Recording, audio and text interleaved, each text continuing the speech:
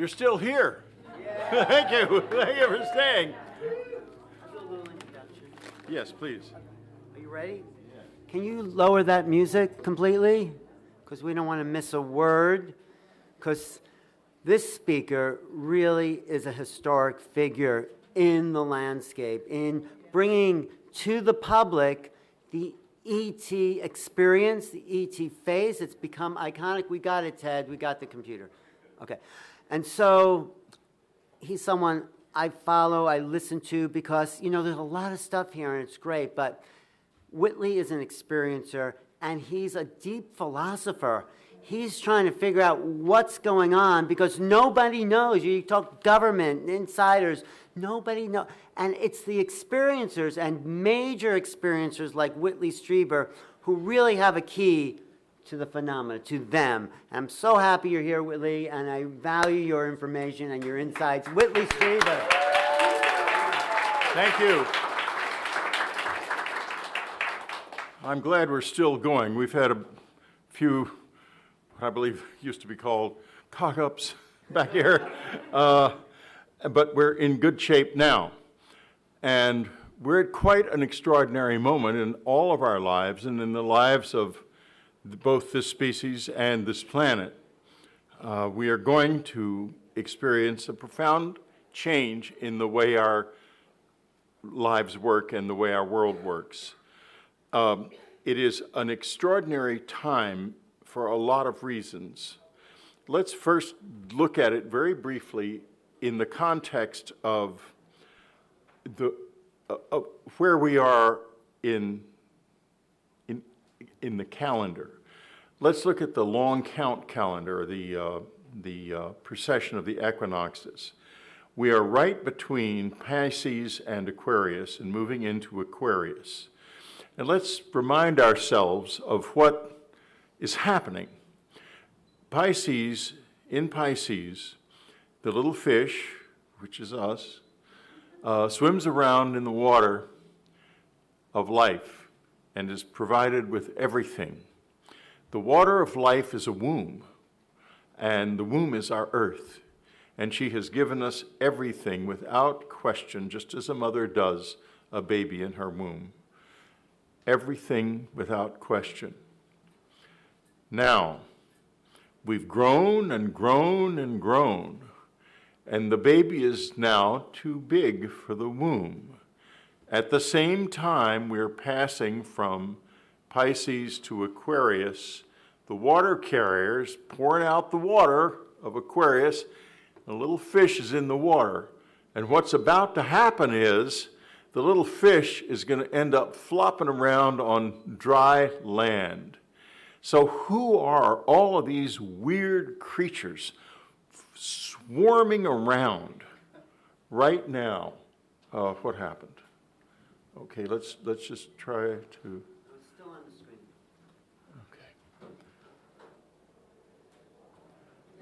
Okay.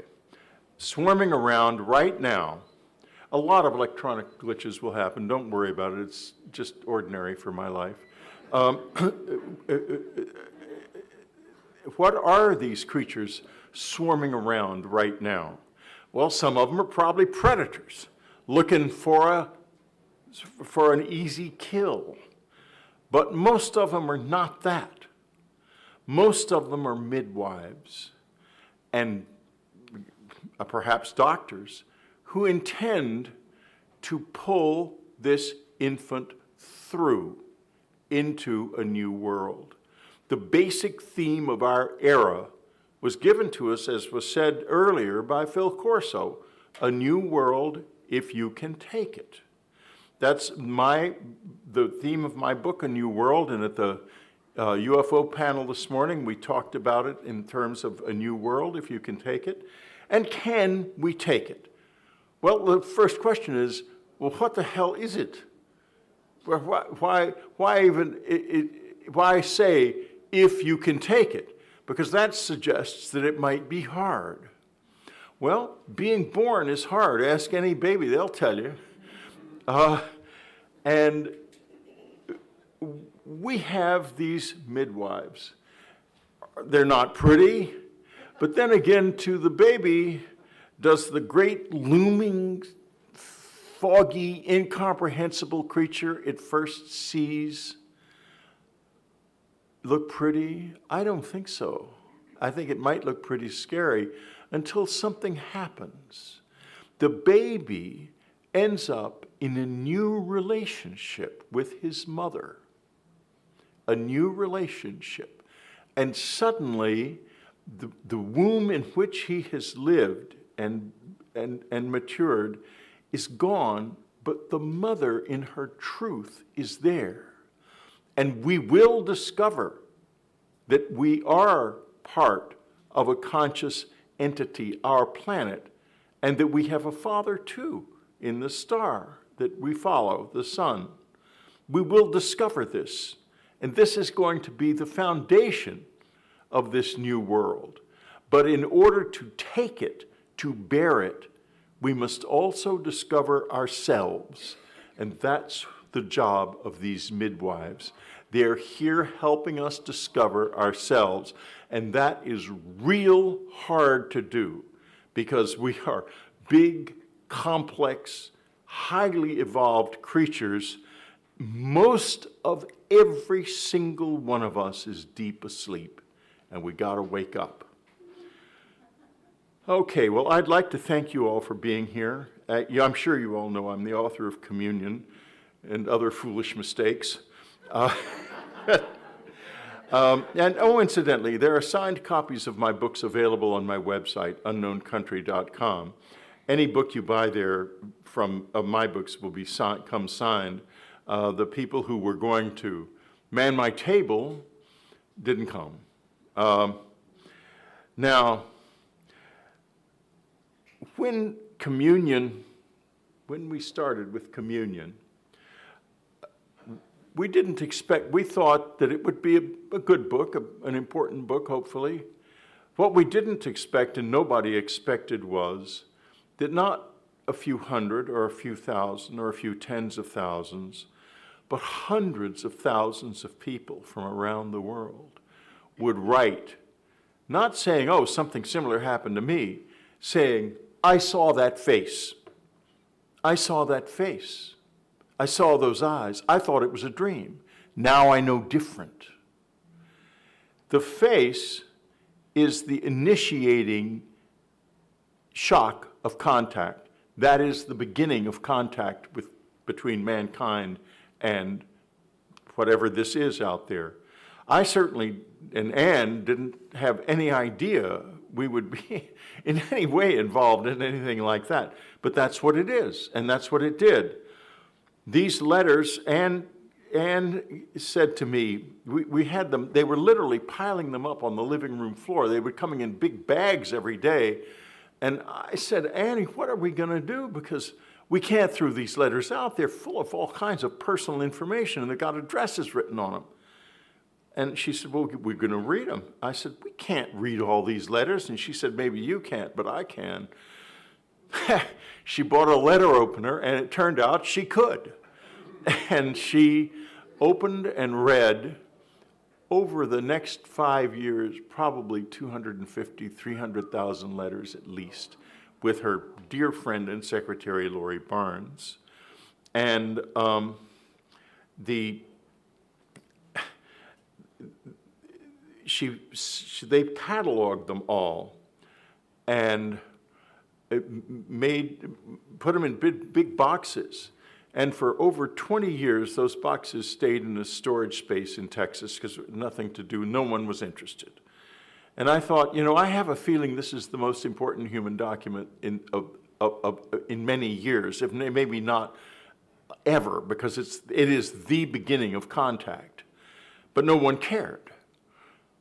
Until finally, Jeffrey Kripal, the professor of religious studies at Rice University and then chairman of the Department of Religious Studies, came to be my friend and said, I wonder whatever happened to the letters. And I said, I've got them all beautifully cataloged. Annie had passed away by then and ready to go into an archive. And he said, well, we're going to create one. And they created an archive at Rice University that has since expanded to be the archive of the impossible and My material is there. John Mack's material is there, I believe. Jacques Vallée's material is there. But all of the letters are there, beautifully archived at this magnificent university, and now in the process of being digitized, so that there will be anonymized digital copies available to be analyzed with things like artificial intelligence and available to everybody. One of the stipulations in my agreement is that everyone has access. It's not restricted just to scholars. Everyone can have access to this archive. All right, so we have a question, though, and I have a great question. What is going on with this thing?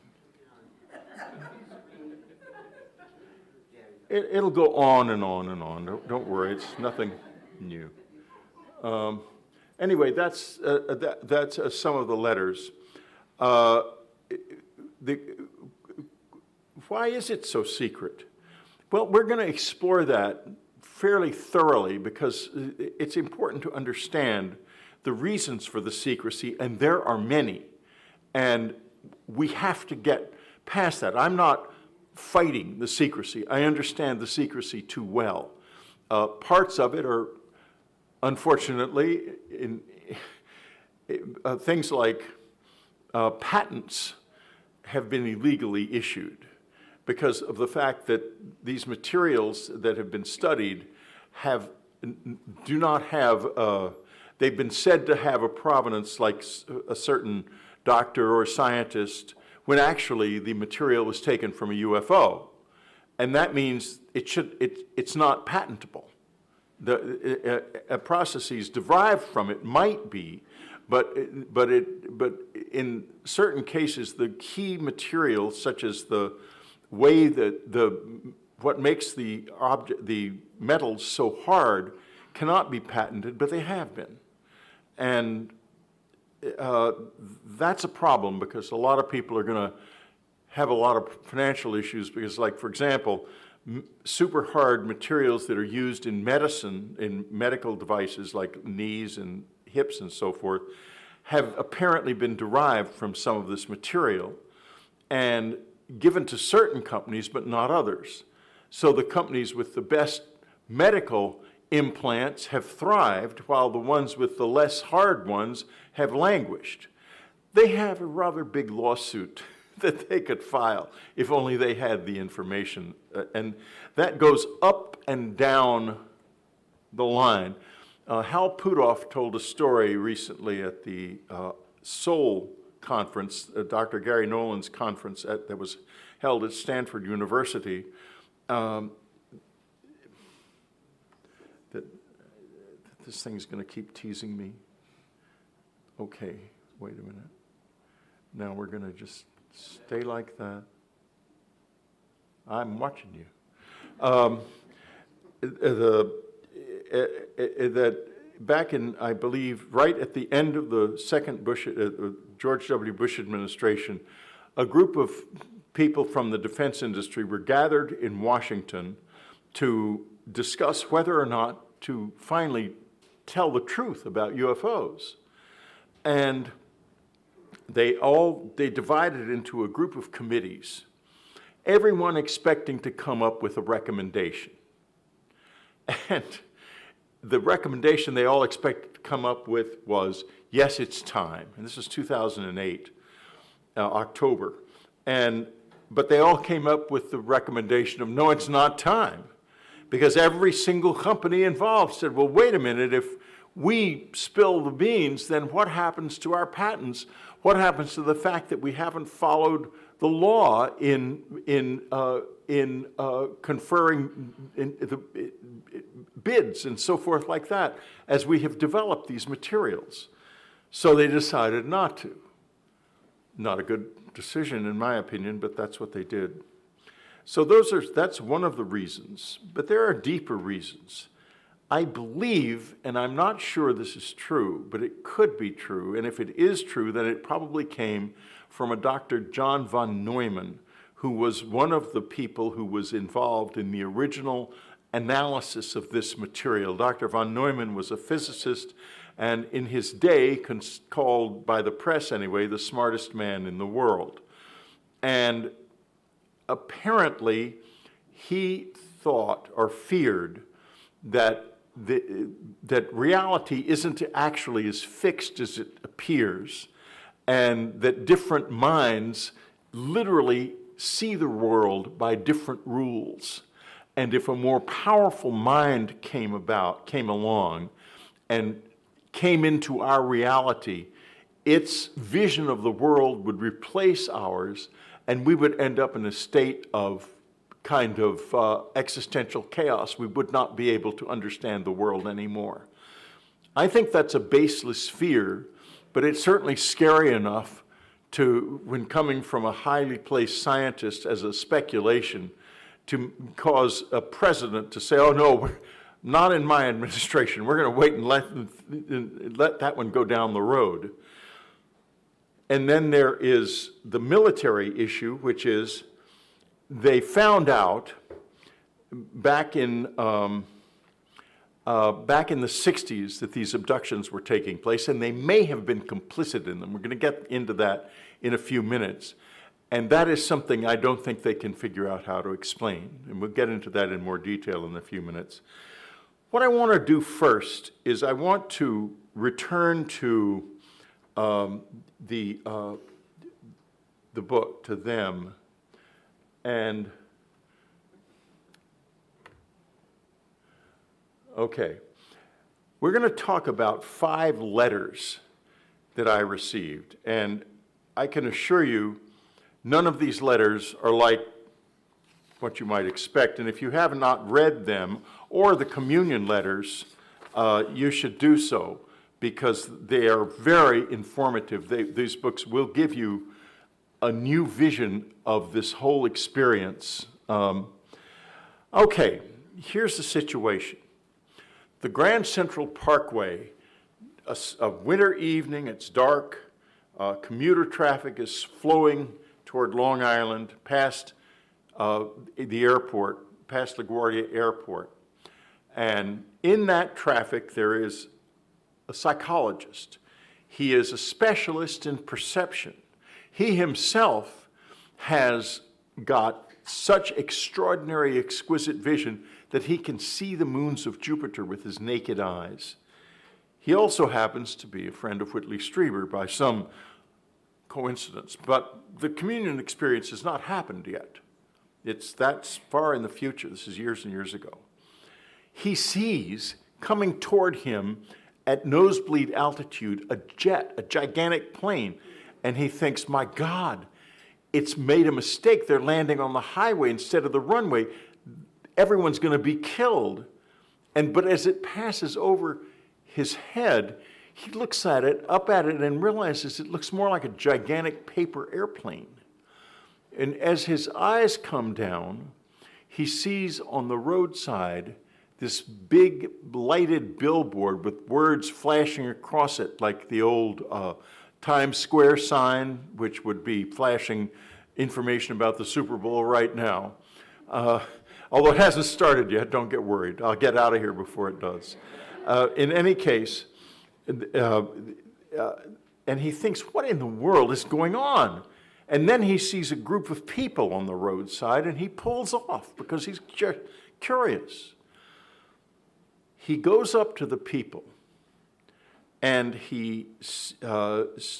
they're standing in a circle. They're like this, standing in a circle with their heads down. I've seen cattle doing the same thing around one of these circles, with just standing there with their heads down. And so he thinks he's going to ask them what's going on. And as he's walking up to them, though, what he described as a very ugly dwarf came up to him, looked up at him, and said, "Get out of here." And he did that. He definitely did do that. And he went home. Years later, when he read communion, he thought to himself, I think that dwarf looks like one of those characters on Mr. Strieber's, Whitley's book. Now, Communion comes out, and another person, I thought to myself when I first heard the story from my friend, why didn't the Grand Central Parkway was crowded with people, jammed with commuters, and nobody said anything except one man? It's strange. Then we get a letter from another person who saw the first guy, my friend, walking up to the group of individuals. And when he got out of his car, he was confronted by these two beings that said, if you don't get out of here, we will hurt you. And he realized he was talking to, he was not as oblivious to all of this as my friend, that he was talking to aliens, and he thought, they will hurt me. They're not kidding. And he got out of there.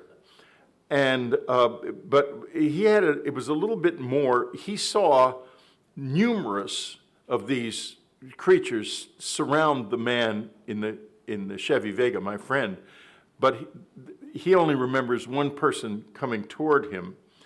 Now, what was happening here? Well, let's look at a science fiction story called The Time Machine. Remember that story? You ever read the book or went to the movie? And in it, the main character moves forward in time in a wonderful time machine until he comes to the end of time. And there's been war after war after war. It's a long and violent history. But there at the end of time, it's a beautiful, bucolic woods, and everyone is provided with fruits and everything they need to eat. They're called the Eloi, and they're all beautiful people. And then suddenly, when he thinks that finally mankind has reached a state of peace, these huge, dark things come up out of the ground, and sirens start, and the Eloi are hypnotized and walking into these dark caves, and it turns out that down deep are the Morlocks, another evolution of humanity, and the Morlocks cannibalize the Eloi. That's how they feed on them. That's how they feed. That is going to be a fear. One of the fears is going to be that we are facing predators, and that may be part of this experience, because this is not Space Brothers coming. These are real people, real creatures with complex motives that are very different in many cases from ours. But part of waking up to what the universe really is waking up to the dangers as well as the promise. And there is lots of promise as well. Now, let's go now to another letter. How many of you here have had a missing time experience? Few of you. Okay, this is a characteristic of the close encounter experience. The last missing time experience I had was a couple of years ago when I was going to go out to dinner with Danny Sheehan and Mark Sims, a mutual friend. And shortly before leaving, I had a missing time experience, leaving my house. And it was seven minutes long, and I thought, they're watching Danny. I have no question about that in my life. And, I have no idea what happened during the missing time experience. The time before that, I was coming back from a wedding in which one of the only other people outside of the government who knows anything about the bodies, a cousin of mine, was being married. And we didn't talk about the bodies, but we've been both from childhood, her from childhood, and me from when I found out about them as an adult after I wrote Communion, told never to talk about them. And that missing time experience occurred in LAX, the airport, right over here. I arrived back from Seattle, where the wedding was, got off the plane, was the first person off the plane, and I walked down the jetway and across the airport to the baggage claim area, and there was nobody there. It was dark. And I thought, well, I'm the first person off the plane, so I must have gotten here too early. Nobody showed up. No bags came, stayed dark. I looked around. There was nobody coming. I thought, have I gone to the wrong baggage claim area? And I was thinking I will go over to the baggage office, which was right over across the way, and ask them if I'm at the wrong baggage claim for my flight. As I'm walking over there, I look see a bag sitting there. I thought, that looks like my bag. And I get to it, and it is my bag. And I said to the man in the baggage claim office, excuse me, was this delivered early? Because I was in first class, and I figured, first class, I don't fly first class very much. I just happened to end up in it at that time. And I figured, well, of course, first class passenger. My bag was immediately brought out. He says, no, this bag's been here for 45 minutes. It was just left on the carousel, and we pulled it off. I have no way to explain those 45 minutes. And it happened in an airport, in a public place. You see the extraordinary power of what this is. It's just unbelievable. And I don't know what happened during that period of missing time. Now, this next letter, where did that time go, illustrates this. This lady, she's Australian, she's passed on now, but we corresponded a lot, and you were pretty well, and this happened. Her husband went to work, and she was vacuuming the floor in the living room, and she noticed movement out of the corner of her eye and looked up, and she knew nothing about grays or aliens, anything like that, or UFOs when this happened. There, standing beside the couch, was a gray, which the reason she wrote the letter is she recognized the face on the cover of Communion and realized that that had been what she had seen. That's why she wrote us a letter. So there it was, standing there, and these two little dark figures, the little dwarf-like ones that seemed to come with the grays, were beside it. And she was horrified because, I mean, here she is in a suburb of Sydney in Australia, and suddenly her living room is inexplicably full of monsters. Now, remember, this is during the broad daylight. She's not in a UFO. She hasn't been taken anywhere. She's in her living room doing her vacuuming when this happens. That gives you an idea of just how easily this can penetrate into our world. There's no gateway here. They can walk into your life any damn time. Now, she is told telepathically, and she said to me something that I know and that anyone who's ever experienced it probably knows as well. When you're in a telepathic communication, it feels totally natural. It feels like something that is just part of life. It's no big deal. And then afterwards you think, I didn't know I could do that. But anyway, and she says, she's told she has to go with them. She doesn't want to go with them. I mean, who would, right? And they let her try to escape, and they keep pulling her back with their minds.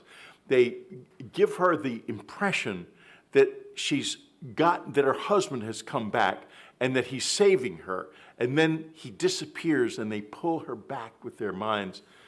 And then she has 2 hours of missing time. She has no idea. And when her husband really does come home in the late afternoon, she hardly believes it's him. And the letter ended with this haunting sentence, "Where did that time go?" And no amount of hypnosis or other recovery attempt succeeded, just as is true with me. The only successful hypnoses I have ever had were with Dr. Donald Klein, the 3 I had immediately after the communion experience, and subsequent, the 5 or 6 times I've tried, not successful. Where did that time go? Let's expand that question a little bit. who are we? And where are we going? And who knows the truth about this? Somebody does, and we have to make this our own. I don't think that they will give it to us. We have to take it. A new world if you can take it. Well, I'm here to say, let's do just that, even if it's hard. I'm not going to wait for someone to give me a new world on a silver platter. No, sir. I'm going to take it. I'm going to take what I want, and the rest of it can just go to hell.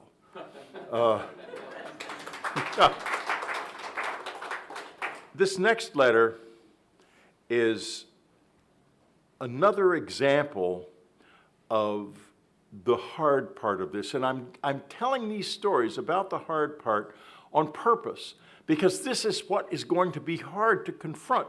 Initially, if we have disclosure, a sort of an official moment where they say, yes, it's all real, there's going to be a lot of euphoria, but the visitors will not show up.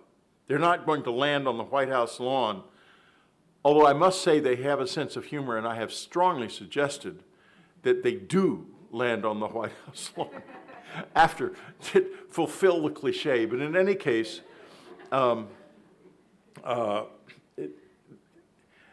we have to be adults about this. We have to take the good with the bad and be strong enough to resist when things happen that we don't want. Okay, he is a recording. He's an artist and a recording engineer. And he has a late recording session. He comes home about 1 o'clock in the morning. He lies down in bed and his head explodes. Now, there is a psychological syndrome known as exploding head syndrome.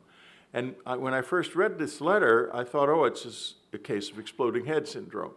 I know that sounds funny, and hopefully no one ever in here has ever had it, but it is a sensation, just as you're going to sleep, that your head suddenly explodes. For some strange reason, that's never happened to me. In any case, he had that, but then he felt as if an entity of total evil was trying to enter his body and replace him. In other words, it was a possession attempt. And he is unable to move or to make any sound until he finally can scream. And he screams, and his wife wakes up, and she comforts him.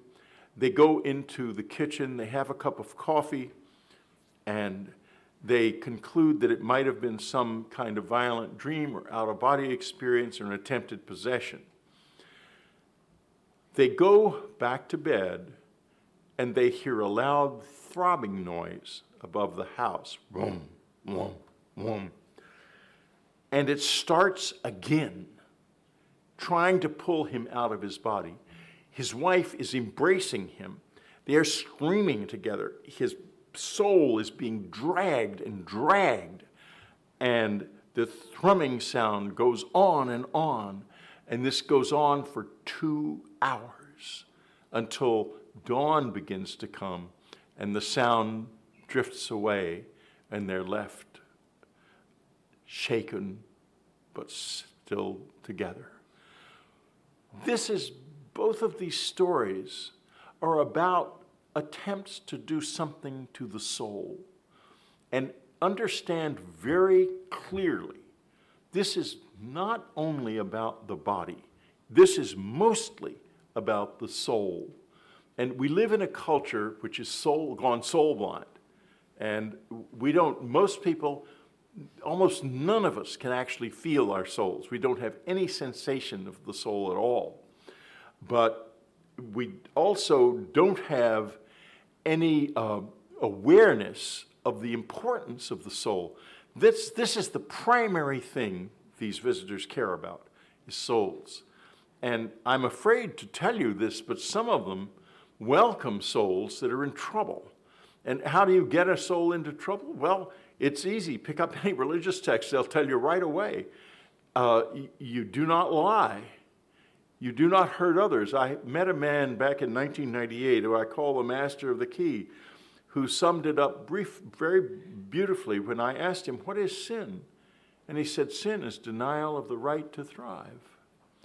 Anytime you look at your life, what am I doing that hurts others, that gives them less of a chance to thrive? What am I doing that helps them? You find your way that way. The 10 Commandments are the 42 laws of Ma'at, the ancient Egyptian version of the 10 Commandments. All this stuff helps. It gives us a moral compass.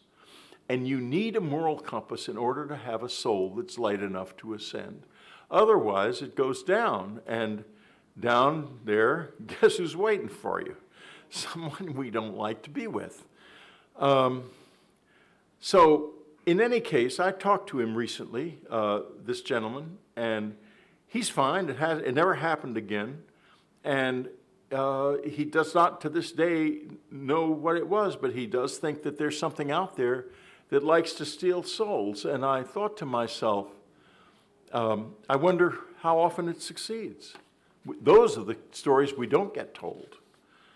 All right, but there's so much going on, so very much going on. This next story is a little girl. Back in the 50s, she was a little girl, and she was found herself waking up in this, basically in a UFO. And she is telepathically told that she's been chosen and that they won't harm her.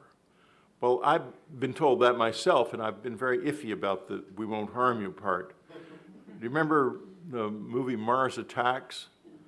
Remember the scene, the old age home where aliens are running around with flamethrowers and saying, "We will not harm you, we will not harm you." Okay, well, it's sort of in that direction. Anyway, very interesting thing happens. They are scraping the bottoms of her feet and scraping skin off of her arms, taking hair off of her head, cutting her nails. And they are told, she is told telepathically, "We are making a new you." Now, what is happening here is that she is being literally, genetic material is being taken from her body that could make a clone. We could not make a clone from dead skin now, but that doesn't necessarily mean it's impossible. And that would appear to be what is being done.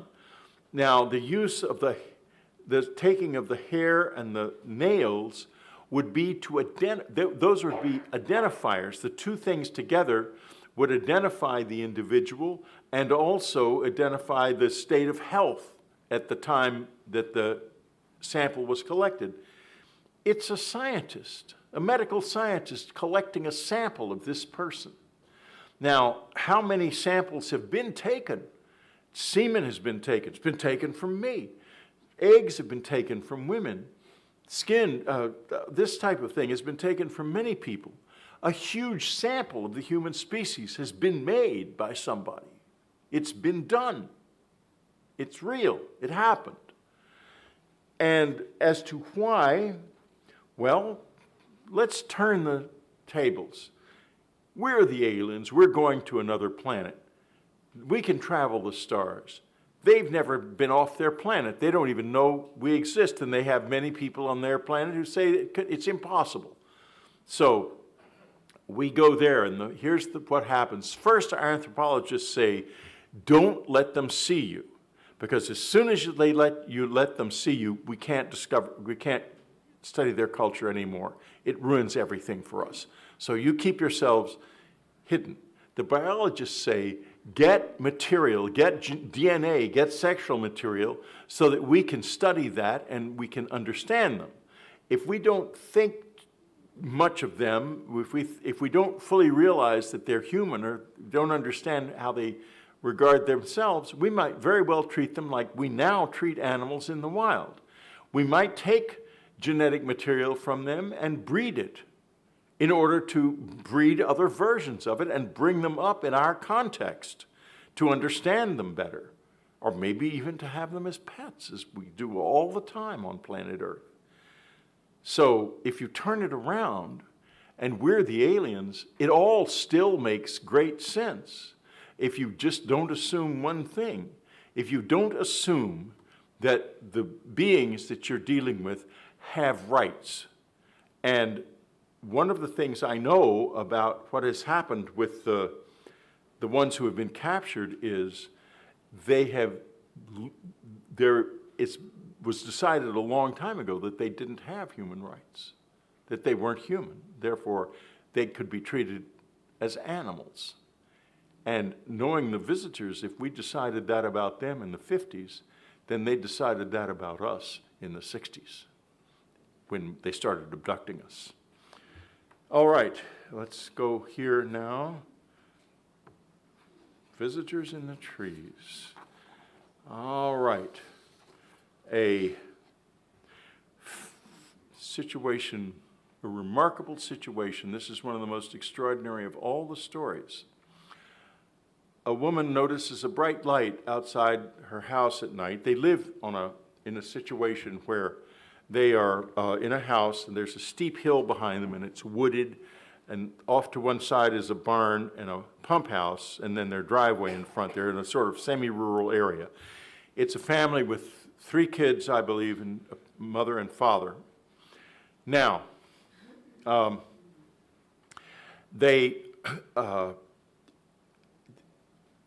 mother notices lights in the driveway, but they go away, so it's no big deal.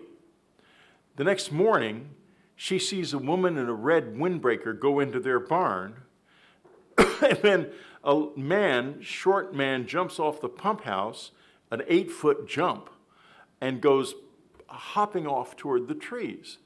This is enough to cause her to say to her daughter, "Will you go down to the barn and see if there's anyone in it?" She goes down, and there's nobody in the barn. The lady goes to the grocery store. When she comes back, the family's all out in the front yard, and the husband says, "There are funny little people in the trees."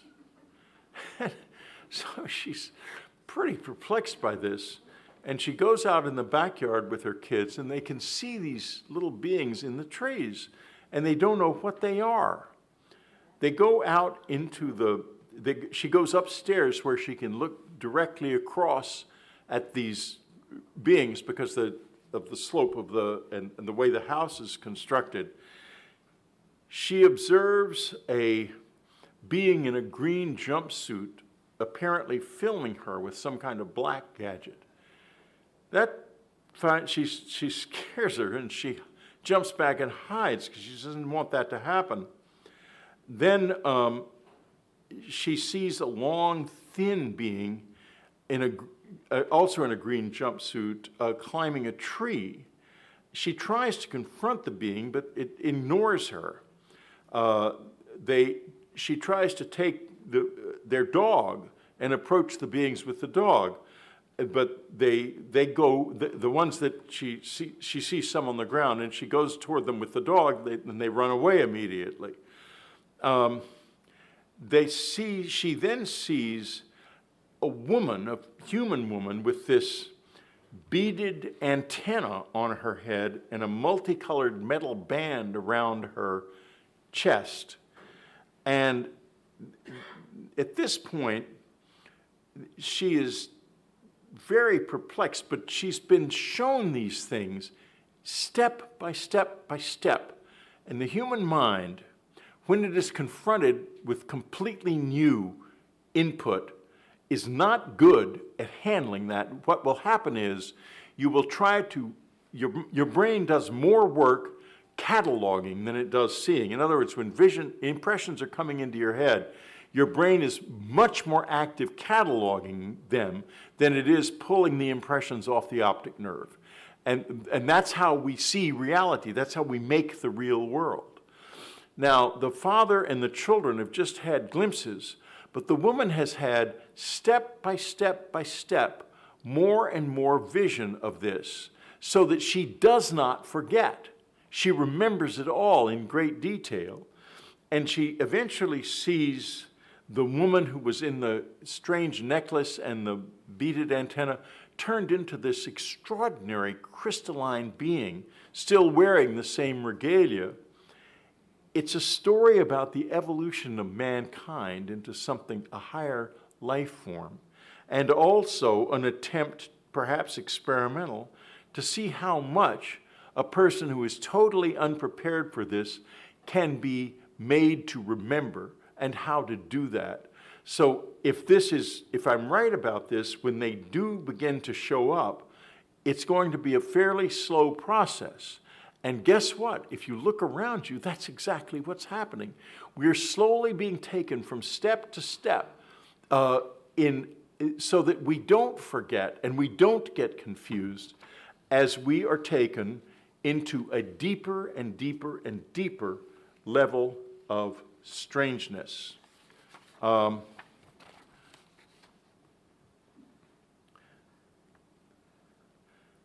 This next story is the last of these.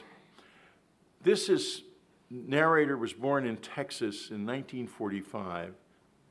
She had a daughter in 1966. In the summer of 68, she and her daughter were driving to New Mexico, drove to New Mexico to visit friends. They witnessed strange lights in the sky when they drove there. Then they had an encounter, and what happened was, when they were returning, the woman suddenly decides to drive off the main highway onto a dirt road. But why? She doesn't understand. She doesn't know, but she does it. The next thing they know, she and the little 3-year-old girl are taken out of the car and end up in a UFO. Now, she no longer sees the girl, and she's frightened because where's my daughter? And she's told things about her soul lineage, and says she's told that these people are members of her family, and that she and her daughter are there because of family connections. And they're brought back to the car, but the daughter is furious at her when they're brought back to the car. And she screams, "I hate you, Mommy." And the woman doesn't understand this. And it turns out that the daughter has got a disease that they tried to cure and couldn't cure. And then a month or so later, she becomes ill, and it turns out she has a very rare cancer of the nervous system that can't be cured, and she does die. And then the following thing happens.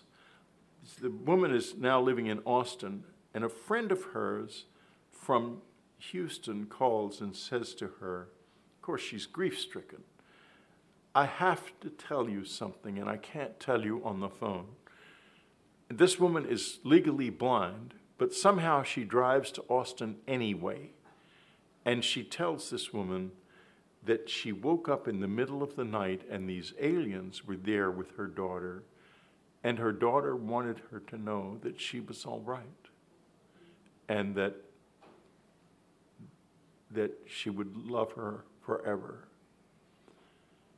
This is a big experience.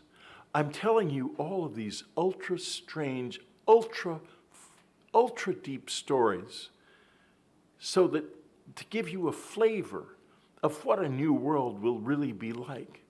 It will be much bigger. You will be much bigger in this world than you are now because you're living with blinders on, believe me. They're going to take those blinders off. That's what it is to be born. Is you come out of the womb and all of a sudden, light everywhere. What are you going to do? You can't see straight, but you can. Actually, you can. You can do fine. We'll do fine. All right, let's see. Here we are. Okay, let's go to the military part. When did I start? 2 o'clock? I think I have until 3:30. Okay, and I'm so sorry about the delay at the beginning. This first, if you look on that page, you find a report something wrong in first V2 tests yesterday. That is essentially the beginning of the Roswell incident. The V2s had been brought from Peenemünde in Germany, and they were being tested at White Sands. The visitors were not happy about this because you put a rocket together with a nuclear bomb, and they knew that was very dangerous. So they would shoot these down. Now, they don't come to the president and say, warn him. Instead, they shoot down the V2s because they apparently either can't or don't think like that.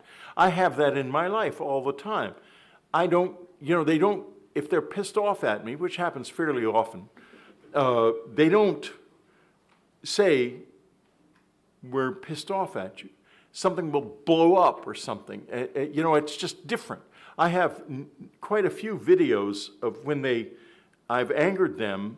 They will, like in the middle of my meditation session, there'll be an explosion, an inexplicable explosion, and not damaging, but just loud, and to wake me up to the fact that I've done something wrong, and then I have to figure out what it is and fix it. And once I have fixed it, then they're fine again. It's fine. And I don't think I have any of those videos in this particular lecture. But in any case, we had that was the beginning of the Roswell incident. Then you have the Trinity case where a UFO crashes near the Trinity site.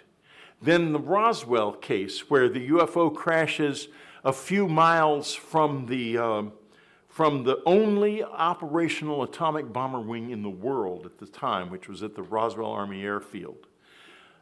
And you have the shooting down of the V2s. This is all a warning. They're warning us. They're trying to communicate with us in a way that makes sense to them and that they hope, I suppose, makes sense to us. Of course, we don't get it. It took me a long time to realize that the explosions had something to do, first with me, and then second, that I could understand in the context of my relationship with them. Well, why not just tell me?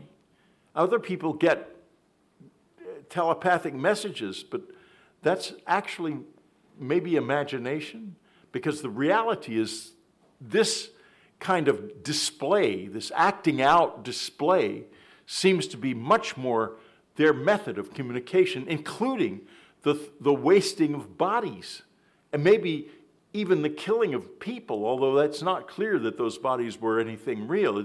Anything. In other words, the bodies may have been simulations. Is not absolutely sure about that. Now, how much do we know about this? Well, that's Dr. David Webb. Dr. Webb was a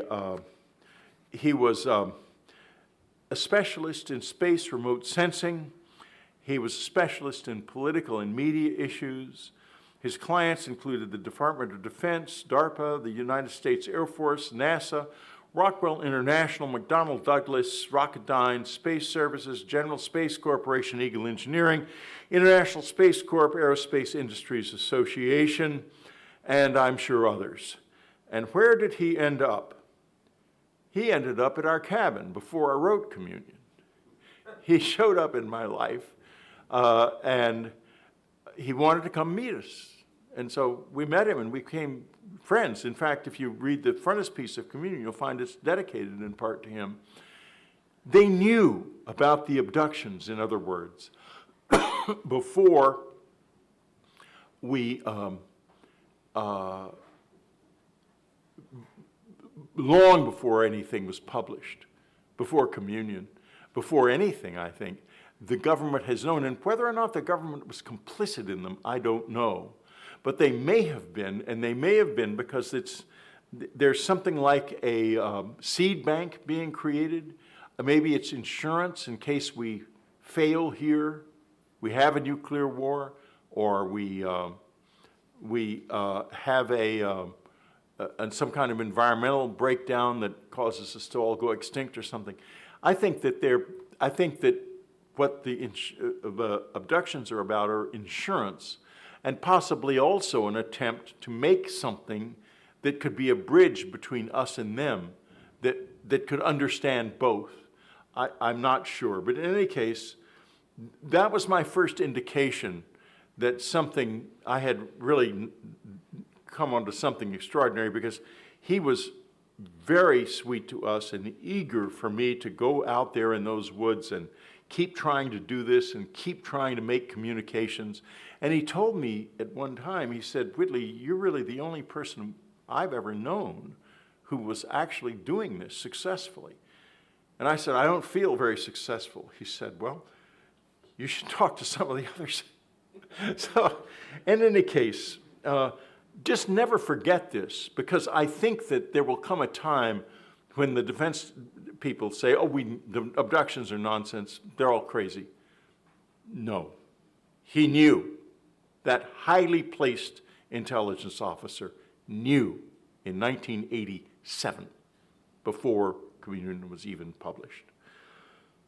Now, we talk also about weaponry, and one of the reasons for the secrecy is that we don't have weaponry that can control the physical presence of the visitors. We can't do anything about it.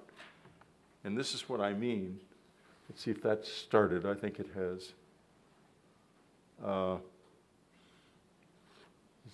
Is that running? No, okay. Yeah, that's running. Okay, good. Okay, this is a fire base in Afghanistan. What you're going to see is that automatic camera is going to capture, yeah, there they go. It sees this.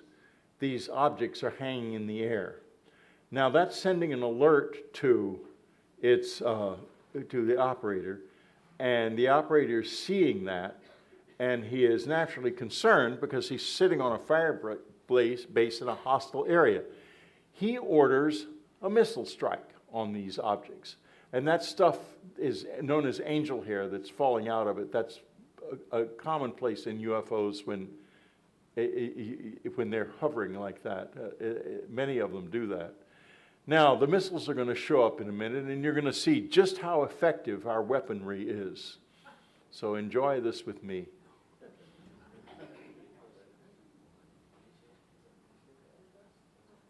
Just a minute. They're coming. But a problem. Look pretty impressive.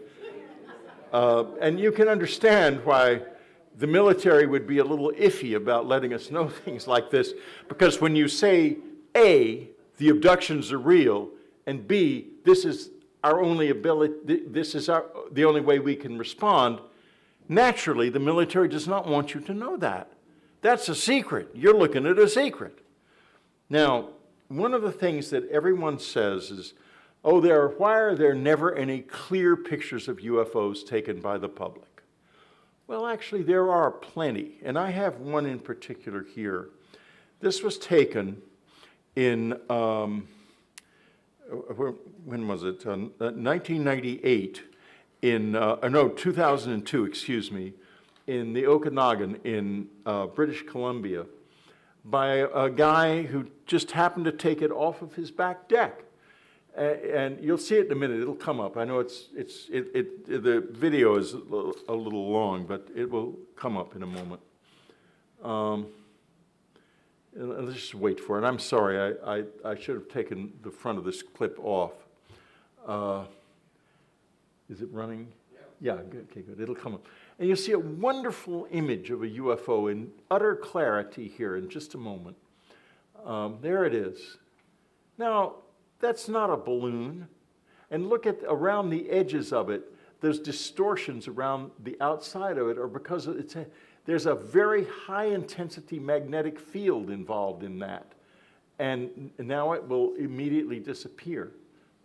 What we did was we expanded each frame by 7 so that because it happens more quickly. This is slowed down, but it's not altered in any way whatsoever.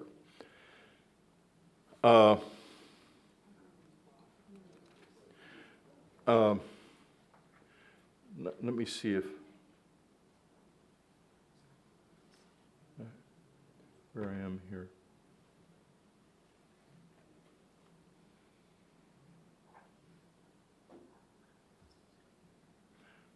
Okay, this video is from, I believe this is real. There's a lot of controversy about this on the internet. Is it real or not? And the reason I believe it's real, and I want to point that out, see that little green light flashing up and down? A light like that was flashing up and down on my desk when I was writing communion. And I don't think I ever told anyone about that. So what's it doing in that video if that's a fake? Why would they choose to do that?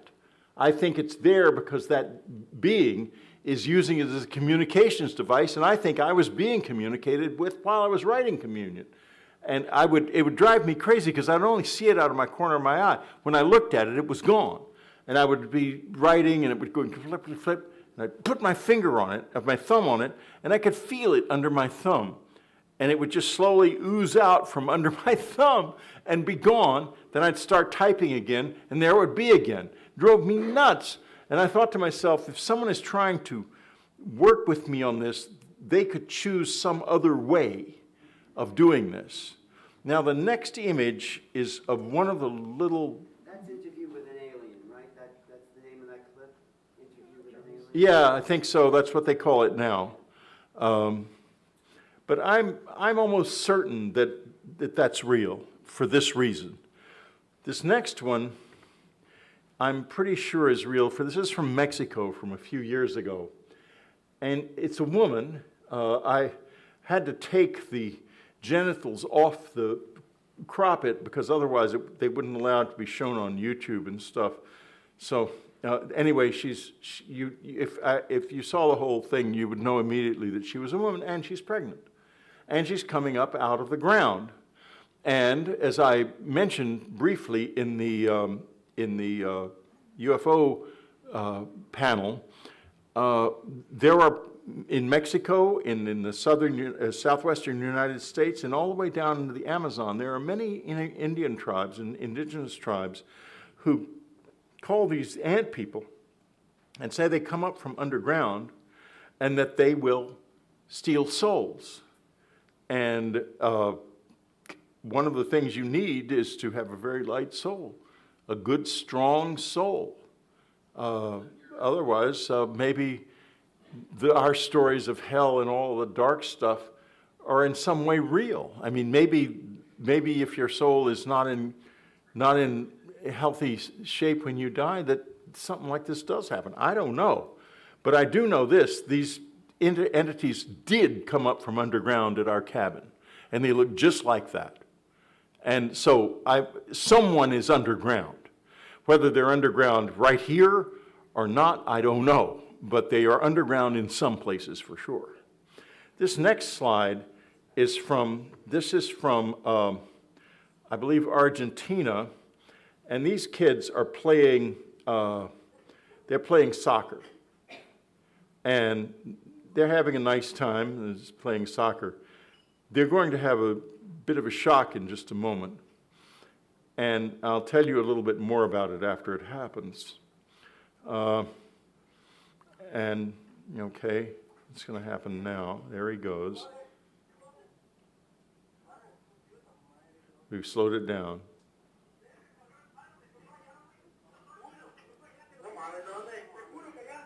If it had touched him, this video would never have been made. Everyone concerned would have had missing time. They wouldn't have even known it had happened. Think about that. See that again? You see it again? Hopefully.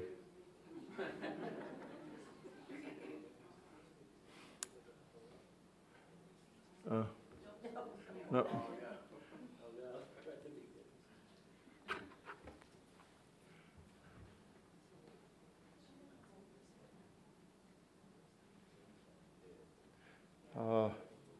I wish I could say yes, but I can't make it work. I'm sorry.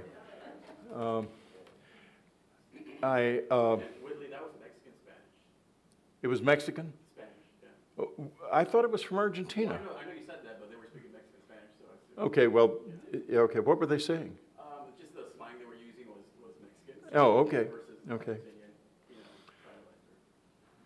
dialect or accent. This is primarily something about what most of our scientists and academics and intellectuals don't believe we have. 10 minutes left.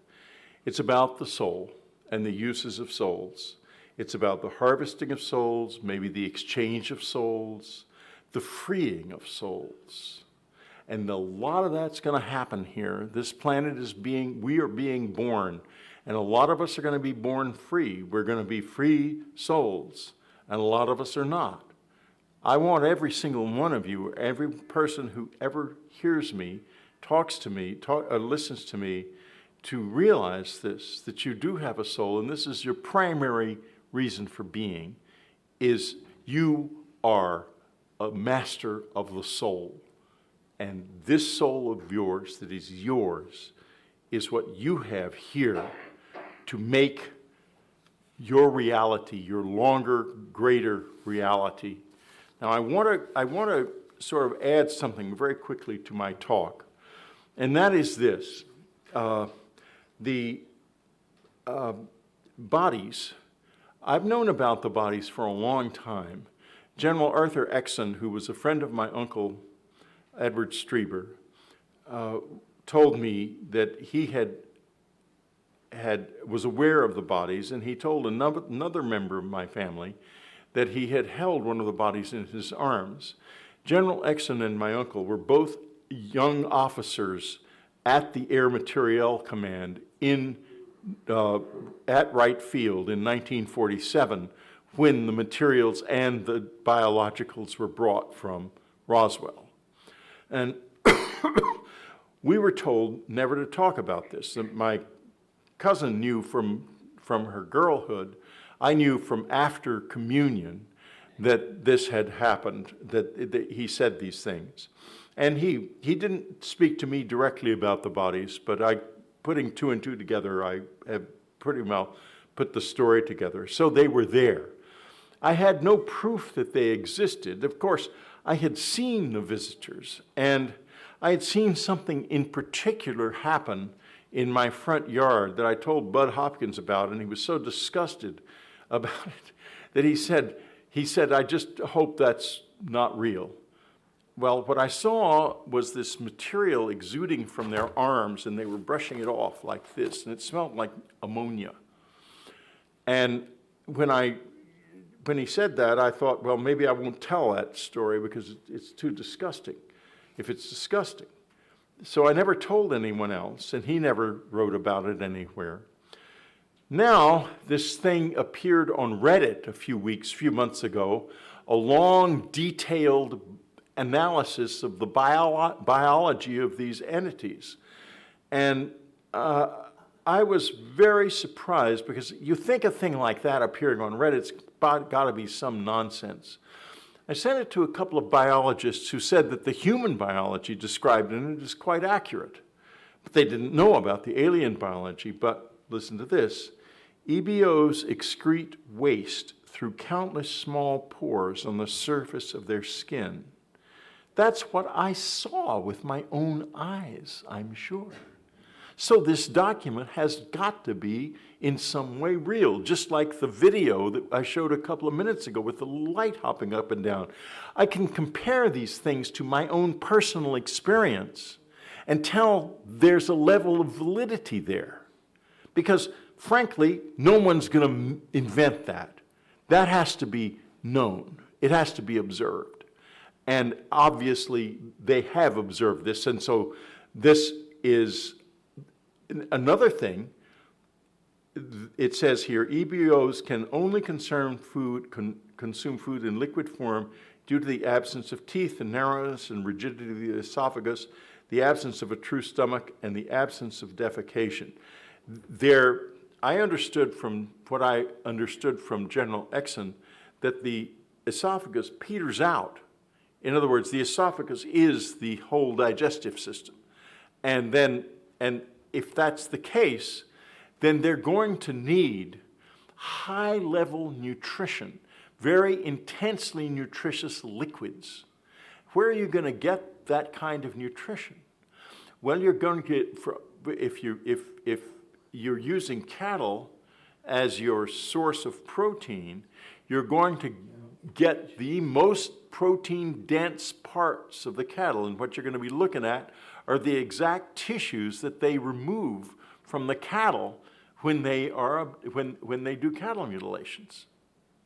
And you're going to turn that into a liquid and use it and drink it. The blood too? I don't know about the blood, but I would assume so because the blood is gone as well. So, yeah. So I have a feeling that what we're looking at here is the explanation for the cattle mutilations.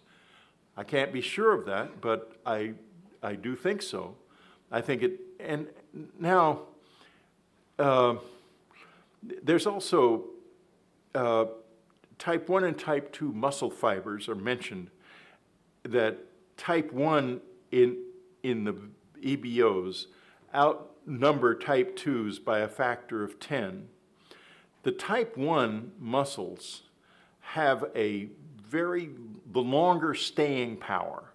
The type 2 are much faster, but they are much less, they don't, a type 2 muscle contraction, when that type of muscle is contracted, it can't stay contracted as long as a type 1 muscle. That's an endurance muscle.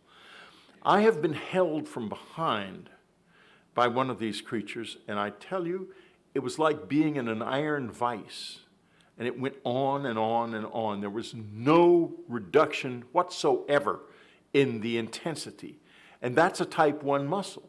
That has to be. So I think this is probably true too, that their bodies are composed in this different way. So just based on my own personal experience and comparing it to the Reddit document, I think we're looking at a real document there. I really genuinely do. And now I have run out of time, and I would thank you very much for coming and spending some time with me. UnknownCountry.com is my website, and you can go on there and get my books. I wish I had someone here to sell books, but unfortunately that didn't happen. And please stay with me, because there's nobody else out here doing this. I'm all alone. I ended up pretty much alone in the situation I'm in, which is having a lot of information from our side and a lot of information from the visitors that nobody else is in possession of. And I'm just trying two things very hard. I try to be as accurate as I can, to not embellish, to not imagine anything, and to just tell you as best I can what I am discovering and experiencing, because I think that one of these days these strange stories are going to be to your children and grandchildren and their grandchildren just part of ordinary life in the new world. Thank you. Thank you.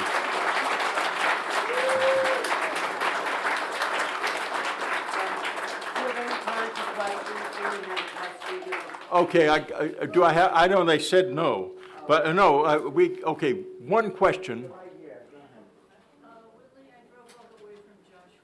I drove all the way from Joshua. Okay. Tree this morning to hear you. We met out in South Dakota.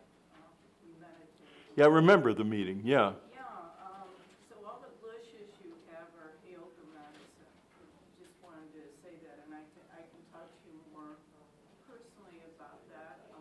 But I want to tell you how grateful I am that you're here and you're sharing this, because I always learn, every time I come and hear you, I always learn something new, and I just knew I had to come here. Well, thank you. And I wanted to share that with everybody, and I also subscribe to his website. I've been a lifetime member, and believe me, he has some amazing interviews on there. Oh, thank you. And I have a weekly radio program called, a podcast called Dreamland, which you can watch on YouTube or through my website. And it's been going, this is its 25th year. So, The trap tree What? Message from the Crabtree Formation. Oh, sure. I think that's All right, well, we've got to get out of here, but I will repeat the message from the Crabtree Formation. It's the Crabwood Formation, 2002, the UK. An incredible formation that contained a message. The message was, beware the bearers of false gifts and their broken promises. The false gifts are the materials. The broken promises can be summed up very simply. We do have a lot of confusion, a lot of secrecy, and no idea how the propulsion system works. In other words, the government was given and took these things, and what did they get in return? That we don't know, but I think it might have been the abductees. So, good. Thank you.